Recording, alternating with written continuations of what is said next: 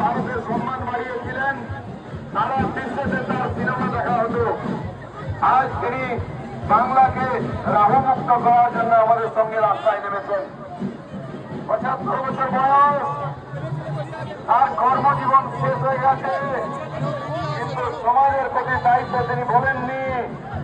তাই এই দুপুরের গরমে হিউম্যানিটির মধ্যে যেমন মাননীয় প্রধানমন্ত্রী 4টা সেবা করছেন, মোদী মাননীয় মিঠুন দাও সেরকম 3-4টে করে সেবা করছেন। বাংলা থেকে এখানে এসছেন, এখান থেকে ঝাড়গ্রামের বিনপুর যাবেন। তাই আমরা 1 ঘন্টা সময় কাছ থেকে তিনি আরো 1 ঘন্টা আগে এসছেন, যাতে আপনার সঙ্গে দেখা হয়, কথা